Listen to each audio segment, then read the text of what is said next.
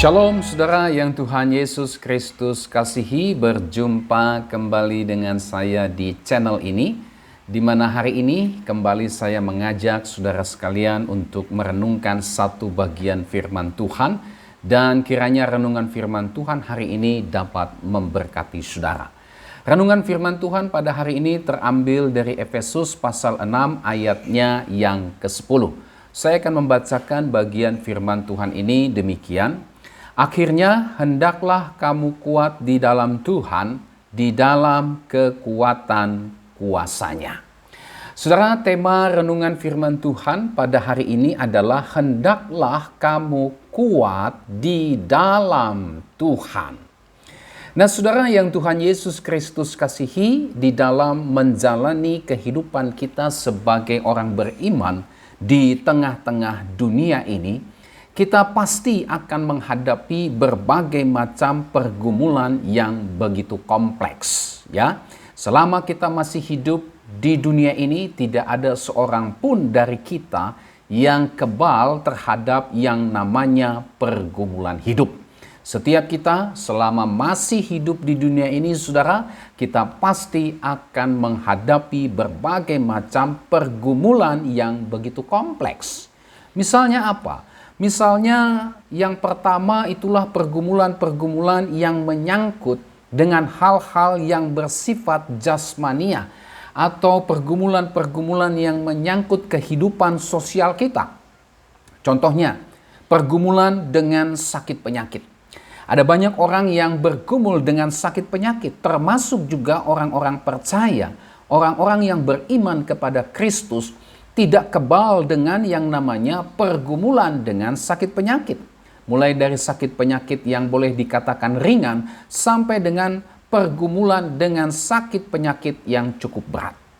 Yang kedua, itulah pergumulan berupa krisis ekonomi. Ya, di tengah-tengah situasi kondisi dunia yang berubah-ubah ini, jelas ada hubungannya dengan kehidupan ekonomi kita. Dan kita pasti atau mungkin kita sedang mengalami yang namanya pergumulan berupa krisis ekonomi. Contoh lain adalah pergumulan dalam bisnis, pergumulan dalam usaha, pergumulan dalam pekerjaan kita. Ya, bahkan dalam bisnis, usaha, dan pekerjaan tidak sepi dari yang namanya pergumulan demi pergumulan. Termasuk juga pergumulan dalam studi. Ada banyak orang yang sedang bergumul dalam studinya. Mungkin itu menyangkut yang namanya biaya dan seterusnya dan seterusnya.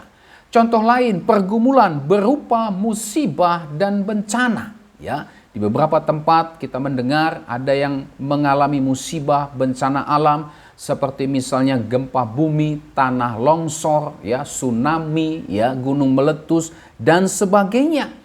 Sehingga banyak orang kehilangan tempat tinggal, banyak orang pada akhirnya mengalami krisis ekonomi, dan seterusnya dan seterusnya. Pergumulan yang lain misalnya pergumulan dalam kehidupan rumah tangga. Di dalam kehidupan rumah tangga pun seringkali terjadi yang namanya pergumulan. Misalnya pasangan yang berselingkuh, ya. Bahkan tidak sedikit juga ada banyak rumah tangga, keluarga Kristen yang bergumul dengan pasangan yang berselingkuh, yang bergumul dengan yang namanya perceraian, yang bergumul dengan yang namanya KDRT, yang bergumul dengan pasangan yang mungkin masih suka mabuk-mabukan, pasangan yang masih suka hidup judi, pasangan yang malas beribadah, ya. Pergumulan itu juga bisa berupa anak-anak yang terpengaruh dengan pergaulan bebas dan kriminalitas. Tidak sedikit sekarang anak-anak yang disebut di bawah umur sudah terlibat dengan pergaulan bebas, sudah terlibat dengan berbagai macam aksi kriminalitas dan sebagainya dan sebagainya. Ya, ada juga yang sedang mengalami pergumulan dengan hari tua. Ada juga yang sedang mengalami pergumulan dengan tempat tinggal. Ya, belum punya rumah, di masa tua belum ada rumah, di mana nanti akan tinggal, dan seterusnya dan seterusnya. Nah, inilah saudara beberapa contoh pergumulan yang menyangkut kehidupan yang bersifat jasmania, pergumulan yang menyangkut kebutuhan-kebutuhan hidup, dan juga pergumulan-pergumulan yang menyangkut dengan kehidupan sosial kita. Tetapi saudara, bukan hanya pergumulan-pergumulan yang menyangkut dengan hal-hal yang sifatnya lahiriah, hal-hal yang sifatnya jasmania atau kehidupan sosial kita saja. Kita juga pasti sedang dan akan mengalami pergumulan yang berhubungan dengan hal-hal spiritual kita, yang berhubungan dengan kehidupan rohani kita, yang bergumul dengan hal-hal yang bersifat batiniah kita. Misalnya apa? Misalnya pergumulan dengan gaya hidup, dengan sistem dan pola pikir duniawi. Kita berhadapan dengan berbagai macam persoalan pergumulan yang ada hubungannya dengan gaya hidup duniawi, ya, dengan sistem duniawi, dengan pola pikir duniawi yang jelas-jelas bertentangan dengan kebenaran firman Tuhan. Kita bergumul dengan itu semua, bukan? Kita diperhadapkan untuk mengikuti apa kata firman ataukah menuruti gaya hidup duniawi, mengikuti sistem duniawi, mengikuti pola pikir duniawi. Kita bergumul dengan hal itu. Ya, kita juga masih dan akan terus menghadapi pergumulan dengan dosa, pergumulan dengan berbagai macam godaan dosa. Sebagai orang percaya, sebagai orang beriman, kita terus diperhadapkan dengan pergumulan-pergumulan tersebut. Setiap hari tidak pernah sepi dari yang namanya godaan dosa. Mungkin kita juga sedang jatuh dalam dosa-dosa tertentu dan kita bergumul dengan dosa-dosa tersebut. Ya. Kemudian saudara, pergumulan juga yang berasal dari kuasa kegelapan.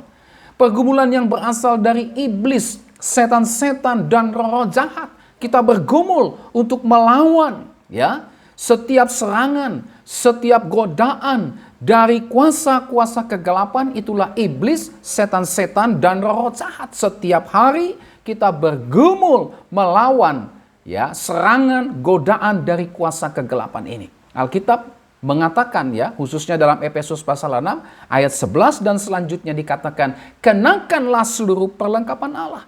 Karena perjuangan kita bukanlah melawan darah dan daging, tetapi melawan setiap penghulu-penghulu udara, roh-roh jahat di udara. Ini sebuah perjuangan yang harus kita hadapi setiap hari. Ini pergumulan umat Tuhan. Ini pergumulan orang-orang percaya yang harus dihadapi setiap hari. Apa itu? Melawan setiap kuasa kegelapan, melawan setiap kuasa iblis, setan-setan, dan roh jahat. Termasuk juga saudara pergumulan dengan keselamatan kekal kita. Ya, apakah kita sudah selamat? Apakah setelah kita mati? Apakah setelah kita meninggalkan dunia ini? Atau apakah setelah zaman ini berakhir, kemana kita akan pergi? Apakah kita akan pergi kepada kebinasaan yang kekal, ataukah kita akan pergi ke kehidupan yang kekal? Ini yang menjadi sebuah pergumulan. Ya, apakah saya sudah, atau apakah kita sudah memperoleh keselamatan kekal kita, ataukah belum? Ini sebuah pergumulan.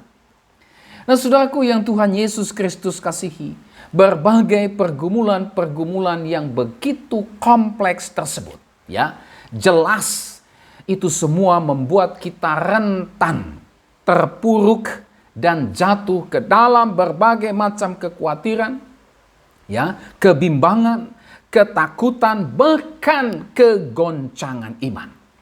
Ya. Nah, oleh sebab itu, saudara, firman Tuhan hari ini mengajarkan kepada kita untuk tetap kuat dan bertahan di tengah-tengah berbagai macam pergumulan yang kompleks tersebut. Pertanyaannya bagi kita saat ini adalah, mengapa firman Tuhan mengajarkan kepada kita agar kita tetap kuat di dalam Tuhan dan di dalam kekuatan kuasa-Nya? Ya, mengapa Tuhan mengajarkan, memerintahkan hal itu kepada kita? Mengapa Tuhan berkata kepada kita, hendaklah kamu kuat di dalam Tuhan dan di dalam kekuatan kuasa-Nya? Mengapa Tuhan menyampaikan firman-Nya ini di tengah-tengah pergumulan yang begitu kompleks yang kita alami selama hidup kita di dunia ini? Apa alasannya? Ada dua alasan. Yang pertama, saudara, karena kita tidak bisa bersandar, kita tidak bisa berharap, kita tidak bisa bergantung kepada diri dan kekuatan kita sendiri.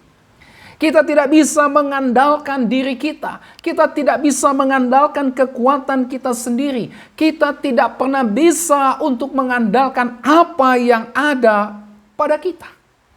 Saudara, kita tidak akan pernah bisa kuat menghadapi berbagai macam pergumulan yang begitu kompleks dengan bersandar kepada kekuatan kita sendiri. Mustahil, tidak bisa sama sekali. Mengapa? Ada beberapa alasan. Yang pertama, karena kita ini lemah. Karena kita ini penuh dengan kekurangan dan keterbatasan. Ya, kita ini fana. Ya, berapa orang yang menyadari dirinya bahwa dirinya itu adalah fana, lemah adanya, penuh dengan kekurangan dan keterbatasan. Sehingga mustahil kita bisa bersandar, bergantung, berharap kepada kekuatan kita sendiri atau kepada apa yang kita punya. Ya, saudara, kita ini adalah makhluk ciptaan. Namanya juga ciptaan. Ya jelas memiliki kelemahan. Ya jelas penuh dengan kekurangan dan keterbatasan. Bapak Ibu mungkin seringkali atau pernah menonton film-film tentang manusia super. Ya, Superman atau apa itu ya. Kelihatannya super, punya kekuatan melebihi kekuatan manusia normal pada umumnya. Tetapi sekuat apapun dia, tokoh-tokoh tersebut memiliki juga yang namanya keterbatasan. Memiliki juga yang namanya kelemahan. Memiliki juga yang namanya kekurangan dan keterbatasan. Kenapa? Makhluk ciptaan. Ya. Nah, saudara, selain kita ini adalah makhluk ciptaan yang memiliki kelemahan, ya, penuh dengan kekurangan dan keterbatasan, kita juga tidak mempunyai kemampuan atau kuasa atas hidup kita ini. Tidak, ya. Kita tidak punya kuasa. Kita tidak punya kemampuan, saudara, atas hidup kita ini. Kita tidak mempunyai kemampuan atau kuasa atas hari esok. Siapa yang bisa menjamin bahwa hari esok akan berjalan menurut keinginan dan kehendaknya sendiri? Tidak ada, saudara. Kenapa? Ya kita tidak punya kemampuan. Kita tidak punya kuasa atas hari esok. Kita juga tidak mempunyai kemampuan atau kuasa untuk mengendalikan jalan kehidupan ini agar bisa sesuai dengan apa yang menjadi keinginan, apa yang menjadi kehendak dan harapan-harapan kita. Kita tidak punya kuasa, kita tidak punya kemampuan untuk itu, saudara. Ya, kita bahkan tidak memiliki kemampuan atau kuasa atas umur hidup kita. Makanya Tuhan Yesus pernah berkata dalam hal kekhawatiran. Yesus pernah berkata, siapakah di antara kamu yang karena kekhawatirannya dapat menambahkan sehasta saja jalan kehidupannya? Ya, yang Yesus ingin tegaskan di sana adalah kamu itu adalah ciptaan, kamu tidak punya kuasa, kamu tidak punya kemampuan atas umur hidupmu. Engkau tidak memiliki kuasa untuk menambah umur hidup barang sedetik sekalipun. Engkau tidak punya kemampuan dan kuasa atas umur hidupmu itu. Kenapa? Kau ciptaan, kau terbatas, kau penuh dengan kekurangan dan kelemahan. Ya, kita tidak memiliki kemampuan atau kuasa atas nafas hidup kita. Ya, siapa di antara kita, saudara, yang bisa menghentikan nafasnya dalam beberapa detik, lalu kemudian melanjutkan nafas itu berjalan kembali? Tidak ada.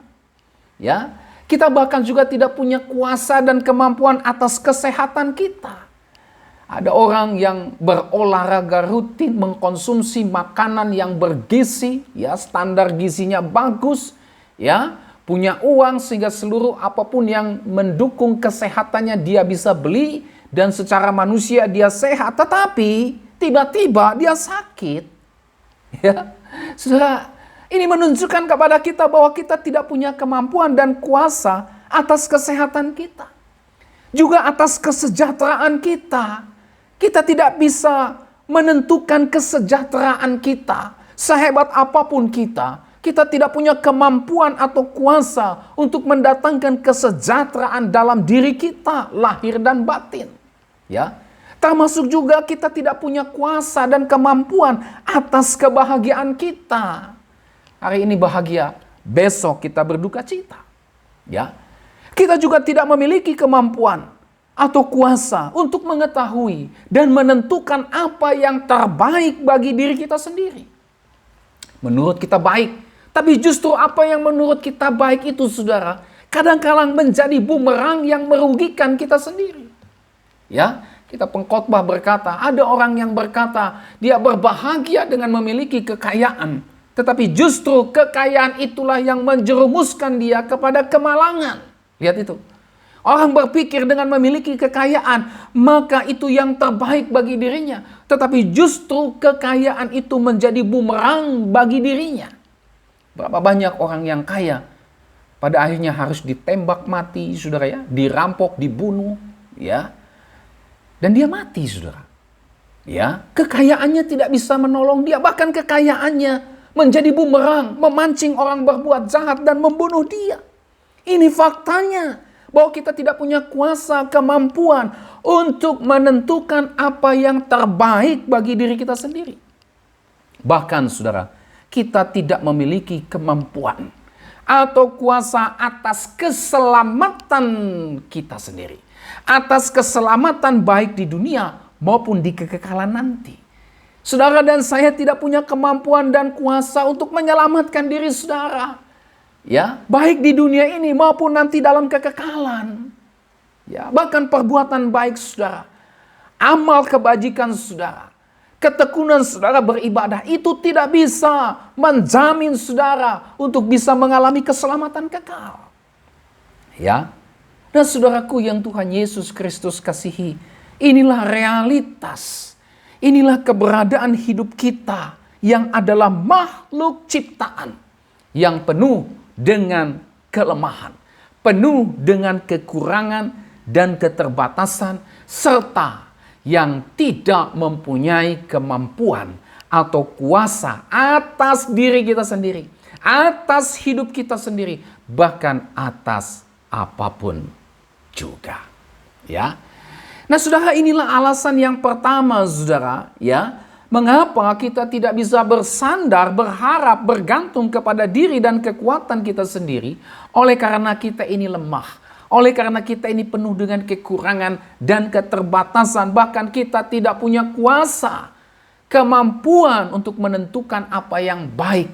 Ya, tidak punya kuasa untuk menentukan keselamatan kita. Kita tidak punya kuasa atas diri dan hidup kita, bahkan atas apapun juga. Alasan yang kedua, karena bersandar, berharap, bergantung kepada diri dan kekuatan kita sendiri. Ini saudara dalam kacamata Alkitab adalah sebuah dosa besar di hadapan Allah. Ya, mengapa kita tidak boleh bersandar, bergantung, mengandalkan diri dan kekuatan kita sendiri? Oleh karena bersandar, berharap, bergantung kepada diri dan kekuatan kita sendiri, ini adalah sebuah dosa dalam kacamata Tuhan. Ya, dikatakan dosa. Kenapa? Karena bersandar, berharap, bergantung kepada diri dan kekuatan kita sendiri. Ini adalah sebuah dosa ketidakpercayaan kepada Tuhan. Yeremia 17 ayat yang kelima berkata, beginilah firman Tuhan, terkutuklah orang yang mengandalkan manusia, yang mengandalkan kekuatannya sendiri, dan yang hatinya menjauh daripada Tuhan. Tidak main-main. Tuhan berkata, terkutuklah orang yang bersandar, bergantung, mengandalkan dirinya sendiri, mengandalkan manusia, mengandalkan kekuatannya sendiri. Terkutuk, itu adalah dosa yang hatinya menjauh daripada Tuhan. Itu adalah dosa ketidakpercayaan kepada Tuhan. Ya, dikutuk Tuhan. Kenapa? Karena itu adalah dosa kesombongan. Ya, bersandar, berharap, bergantung kepada diri dan kekuatan diri sendiri. Ini adalah sebuah dosa kesombongan. Karena mempercayai bahwa dirinya itu bisa ada tanpa Tuhan. Bisa eksis tanpa Tuhan. Bisa hidup, bisa berhasil, bisa sejahtera, bisa bahagia, bisa sukses, bisa selamat tanpa Tuhan. Ya, dosa kesombongan. Itu sebabnya mengapa ada orang berani berkata, tanpa Tuhan saya bisa menentukan yang terbaik bagi diri saya sendiri. Dalam peristiwa tenggelamnya kapal Titanic, saudara ya, saya pernah membaca bahwa ada orang yang mengatakan bahwa kapal Titanic adalah kapal yang begitu hebat yang pernah diciptakan di eranya pada masa itu. Dan ada orang yang berkata, Tuhan pun tidak bisa menenggelamkan kapal itu. Bayangkan itu, saudara. Ada manusia yang berani berkata, oleh karena dia merasa ciptaannya itu besar, memberikan jaminan kepastian, kebahagiaan, kesejahteraan. Lalu dia mulai berani berkata, Tuhan pun tidak bisa menenggelamkan kapal ini. Ya, dosa kesombongan. Bersandar, bergantung, berharap kepada diri. Dosa kesombongan. Apa yang terjadi? Tuhan tidak perlu melakukan sebuah serangan hebat untuk menenggelamkan kapal Titanic itu. Cukup dengan sebuah goresan yang disebabkan oleh tebing es. Ya, oleh sebuah bongkahan es di laut yang membeku, kapal itu tenggelam secara mengenaskan. Ya, inilah yang dilakukan manusia ketika dia bersandar, berharap, bergantung kepada diri dan kekuatannya sendiri. Alkitab katakan terkutuklah dia. Kenapa? Dia pikir dia bisa ada, dia bisa eksis, dia bisa hidup, dia bisa berhasil, dia bisa sejahtera, dia bisa bahagia, dia bisa sukses, termasuk dia bisa selamat tanpa Tuhan. Dia pikir seperti itu. Dosa kesombongan. Dia tidak sadar dia lemah. Dia tidak sadar dia penuh kekurangan. Dia tidak sadar dia penuh dengan keterbatasan. Dia tidak sadar dia fana. Dia tidak sadar bahwa dia tidak punya kemampuan, tidak punya kuasa yang bisa mendatangkan kebahagiaan, kesejahteraan, keselamatan dalam dirinya sendiri. Dosa kesombongan. Yang ketiga, dosa penyembahan berhala. Ya, bersandar, berharap, bergantung kepada diri dan kekuatan diri sendiri. Ini adalah sebuah dosa penyembahan berhala. Kenapa disebut sebagai dosa penyembahan berhala? Karena menyamakan diri, menyetarakan dirinya dengan Allah. Dirinya dijadikan Allah. Ya, ingat peristiwa ketika Herodes berpidato, dicatat dalam Kisah Para Rasul. Ya, ketika Herodes berpidato, lalu orang berkata, ini bukan suara manusia, ini suara Tuhan. Apa yang terjadi? Malaikat diutus Tuhan tampar Herodes, mati dimakan cacing-cacing. Ya, Herodes ingin menyamakan dirinya sama seperti Tuhan. Herodes menerima pujian penyembahan yang seharusnya ditujukan kepada Tuhan. Ya, bersandar, bergantung, berharap kepada diri sendiri dalam kacamata Alkitab adalah sebuah hal dosa di hadapan Tuhan, dikutuk Tuhan. Kenapa? Karena itu adalah dosa penyembahan berhala. Sekarang banyak orang senang ya atau menjadikan dirinya sama setara dengan Tuhan. Banyak orang sekarang senang dikultuskan. Banyak orang sekarang senang diidolakan. Termasuk dalam dunia rohani. Termasuk di dalam gereja. Ada tokoh-tokoh, ada oknum-oknum yang senang ya menyebut dirinya sebagai sesuatu yang lebih dari sesamanya. Ada banyak oknum-oknum dalam gereja yang senang dikultuskan, yang senang diidolakan. Apa yang dia katakan benar. Tak peduli bertentangan dengan firman Tuhan atau tidak. Para idolanya, para penyembah-penyembahnya, pokoknya mengagungkan dan meninggikan dia. Ini terjadi. Ya, dalam dunia kerohanian pun oknum-oknum yang menyebut dirinya hamba Tuhan pun senang dikultuskan, senang diidolakan, senang dijadikan berhala oleh para pengikut-pengikutnya. Nah, saudara yang Tuhan Yesus Kristus kasihi, inilah alasan mengapa bersandar, berharap, bergantung kepada diri dan kekuatan kita sendiri ini merupakan dosa besar di hadapan Allah. Ya, bersandar, berharap, bergantung kepada diri dan kekuatan kita sendiri. Ini jelas merupakan penyangkalan terhadap keberadaan Allah, penyangkalan terhadap kebesaran Allah, penyangkalan terhadap kemahakuasaan Allah, serta penyangkalan terhadap kebergantungan mutlak dirinya kepada Allah. Nah, saudaraku yang Tuhan Yesus Kristus kasihi, inilah alasan yang pertama. Mengapa firman Tuhan mengajarkan kepada kita pada hari ini, agar kita tetap kuat di dalam Tuhan dan di dalam kekuatan kuasa-Nya. Itulah karena kita, saudara dan saya, tidak bisa bersandar, berharap, bergantung kepada diri dan kekuatan kita sendiri. Kita tadi sudah melihat alasannya, bukan? Pertama, karena kita lemah, penuh dengan kekurangan dan keterbatasan.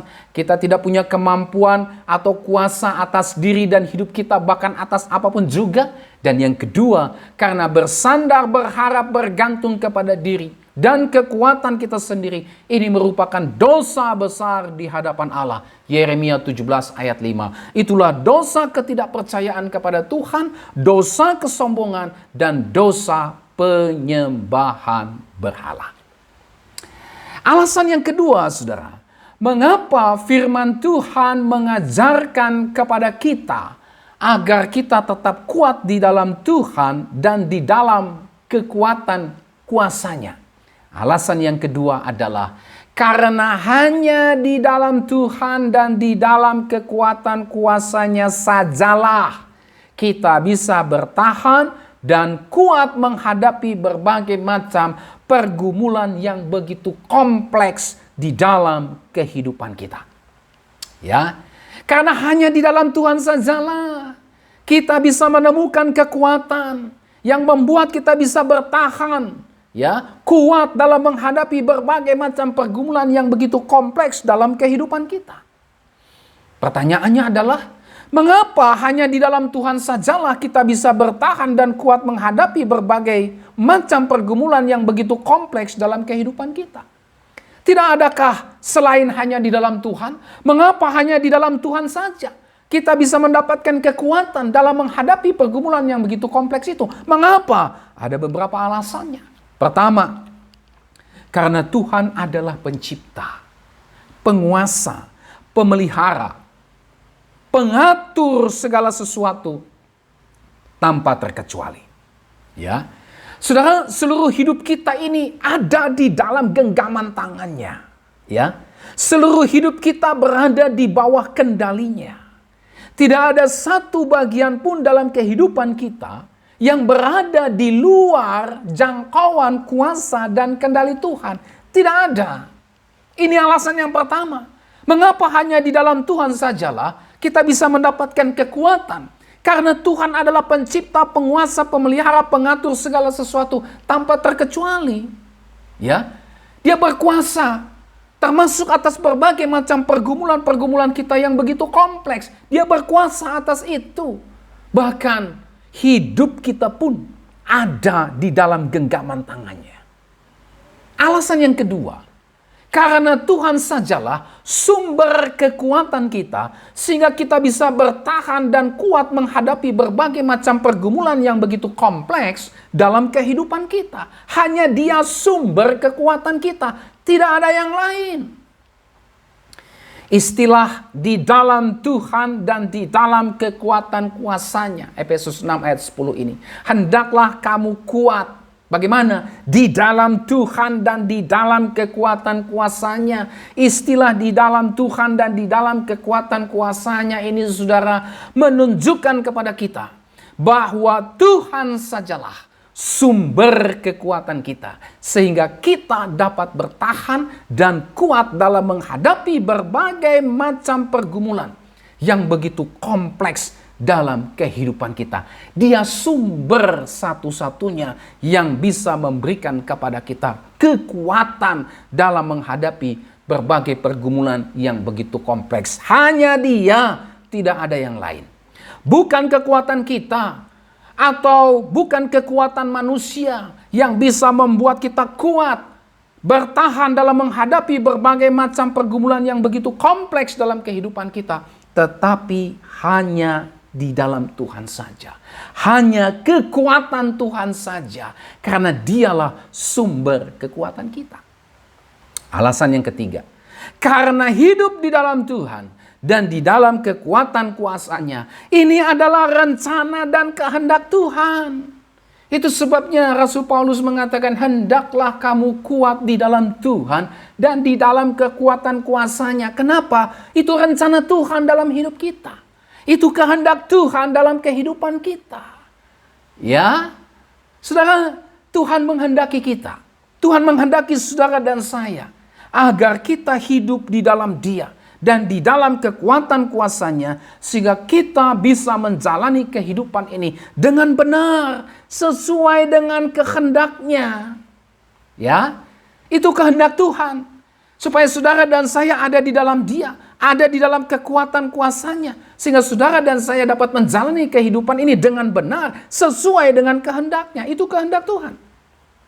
Ya, Tuhan menghendaki kepada kita semua agar kita hidup di dalam Dia dan di dalam kekuatan kuasa-Nya, sehingga kita, saudara dan saya, dapat bertahan dan kuat di dalam menghadapi berbagai macam pergumulan yang begitu kompleks dalam kehidupan kita. Tuhan menghendaki kita agar kita hidup di dalam Dia dan di dalam kekuatan kuasa-Nya. Selain supaya kita dapat hidup selaras dengan kehendak-Nya. Dan yang kedua, supaya kita bisa bertahan dan kuat dalam menghadapi berbagai macam pergumulan yang begitu kompleks di dalam kehidupan kita. Nah saudara, inilah dua alasan mengapa firman Tuhan mengajarkan kepada kita agar kita tetap kuat di dalam Tuhan dan di dalam kekuatan kuasa-Nya. Ya, pertama, karena kita ini adalah makhluk ciptaan yang penuh dengan keterbatasan. Kita tidak bisa bersandar kepada kekuatan kita sendiri. Dan alasan yang kedua, mengapa firman Tuhan mengajarkan kepada kita supaya kita tetap kuat di dalam Tuhan dan di dalam kekuatan kuasa-Nya. Itulah karena hanya di dalam Tuhan dan di dalam kekuatan kuasa-Nya sajalah kita bisa bertahan dan kuat menghadapi berbagai macam pergumulan yang begitu kompleks dalam kehidupan kita. Kita sudah melihat 3 alasannya, ya. Karena Dia pencipta, penguasa atas segala sesuatu, pengatur segala sesuatu. Tidak ada ciptaan yang berada di luar jangkauannya. Dan yang kedua, Dia sumber kekuatan kita. Tidak ada yang lain. Dan yang ketiga, karena hidup di dalam Tuhan dan di dalam kekuatan kuasa-Nya adalah rencana dan kehendak Tuhan. Ya. Nah saudara, oleh sebab itu mari pastikan kita sudah hidup di dalam Kristus dan di dalam kekuatan kuasa-Nya. Itulah dengan percaya dan menyerahkan totalitas diri dan hidup kita hanya kepada Yesus Kristus saja dan bukan kepada yang lain. Ketika saudara dan saya percaya, beriman kepada Yesus Kristus saja, maka itu berarti kita sudah hidup di dalam Tuhan dan di dalam kekuatan kuasa-Nya selama-lamanya. Ketika kita sudah hidup di dalam Kristus dan di dalam kekuatan kuasa-Nya lah, maka kita akan kuat di dalam menghadapi berbagai macam pergumulan yang begitu kompleks di dalam kehidupan kita, baik itu pergumulan-pergumulan yang menyangkut soal-soal penghidupan kita di dunia ini, maupun juga pergumulan-pergumulan yang menyangkut hal-hal yang bersifat rohani, termasuk perjuangan melawan godaan dosa, dunia dan kekuatan iblis, setan-setan dan roh-roh jahat. Hanya di dalam Kristus Tuhan dan di dalam kekuatan kuasa-Nya sajalah kita bisa bertahan dan kuat di dalam menghadapi berbagai macam tantangan dan pergumulan di dalam kehidupan kita. Saudara, di luar Tuhan atau tanpa Tuhan, kita tidak akan pernah bisa bertahan dan kuat menghadapi berbagai macam tantangan dan pergumulan di dalam kehidupan kita.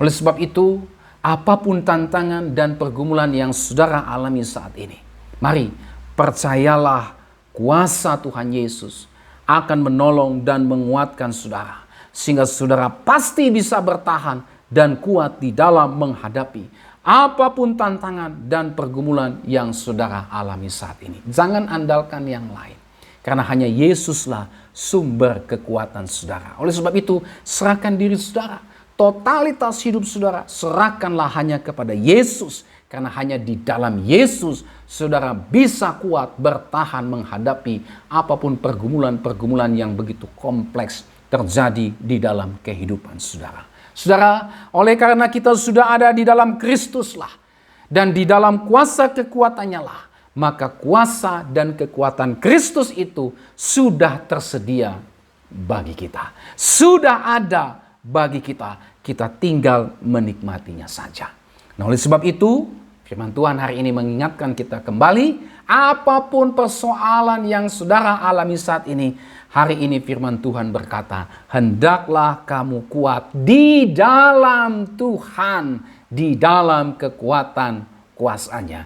Jangan bersandar kepada kekuatanmu sendiri, serahkan seluruh totalitas hidupmu hanya kepada Tuhan. Bersandarlah hanya kepada Tuhan.